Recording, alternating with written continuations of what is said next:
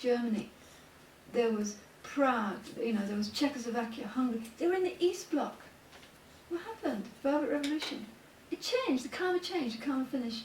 At the moment, you see, so when the karma is finished, everything's in exile. They'll go back. I firmly believe the Dalai Lama in this life will go back to Tibet. It won't be the same Tibet. It will be a different Tibet. And he'll have a major impact, not just on Tibetan people, but on the Chinese people. Chinese people in the mainland are desperately looking for Buddhism, for authentic Buddhist practice. 200 million people are Buddhist. And the only reason why we have the perpetuation of this situation is mainland Chinese leaders. It's not the only reason, also karma. Yeah, so that's the karma. That's the karmic situation. The karmic situation is that we have these mainland Chinese leaders. And that will change because already there are signs that within the leadership themselves they're seeing that something has to change. Already there are signs of that. So karma changes, and karma changes within our own lives. Yeah? We experience things for a certain amount of time and then it changes. So some of you in this room will be thinking karma is so difficult, almost impossible to accept. But there are other people in this room who can't see any other way that things could possibly exist. And that's also karma. That's we have different minds, we have different ways of seeing things, we have different ways of understanding things. Well, we have to finish now because it's 7 minutes past. What? Well, I know you never asked a question before, so... You said that Tibetans accepted that they've been moved from Tibet. Well, it's not that they accept it. I mean, Yeah, they can't no, do much about it, can they? It's like karma, so it's like, No, it's not like that. You see, it's still this. You're still having this fatalistic view. It's not okay. So it was my karma to be criticized. Doesn't mean I can't do anything about it. I can use the situation. So they have come into exile. They have used the situation.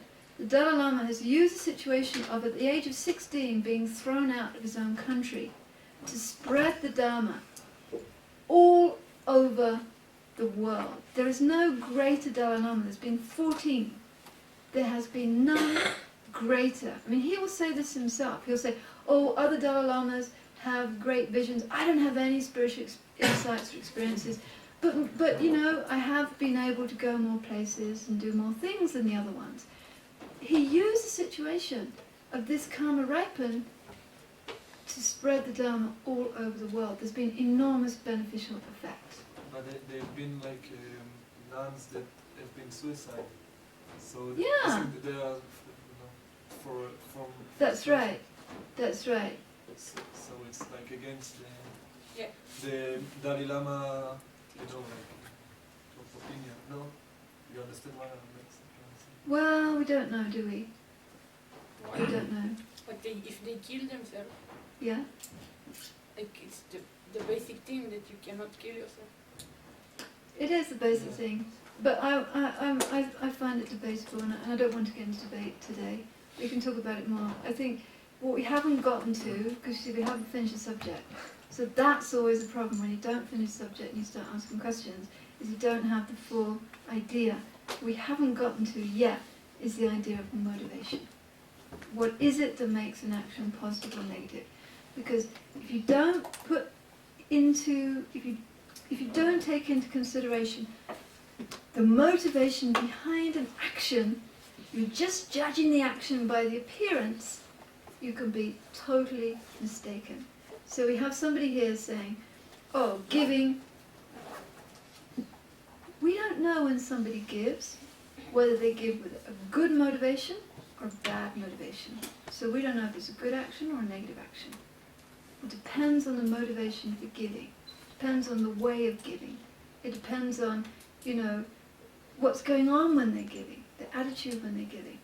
The actual action of giving can be positive or negative.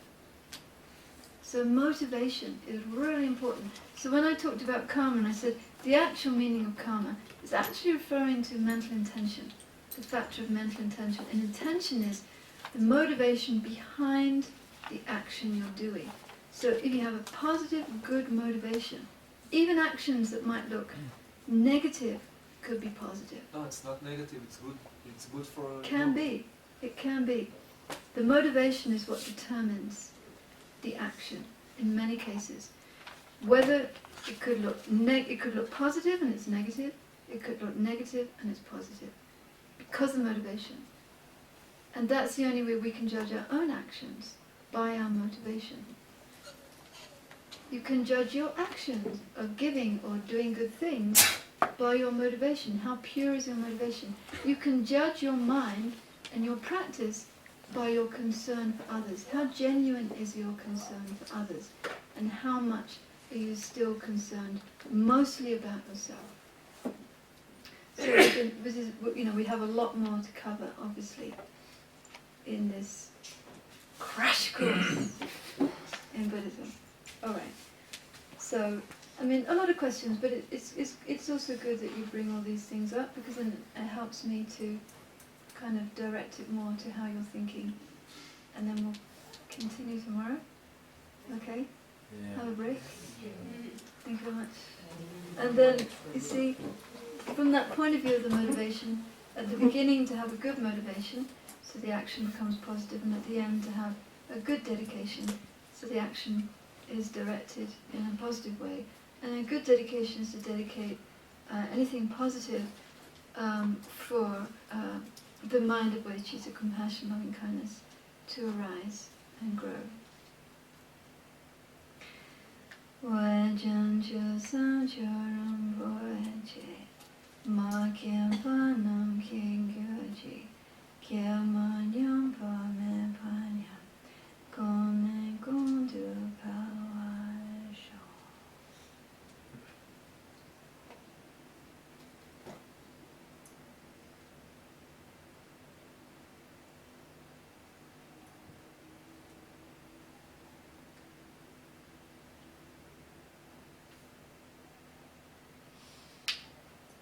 I think what I just say is, because then I might not be able to come tomorrow morning, I have to go and do something.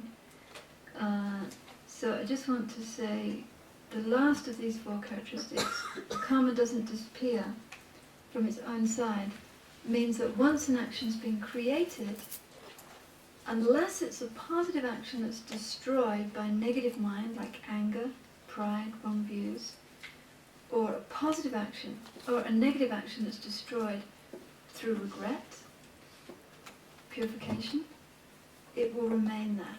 It doesn't just disappear.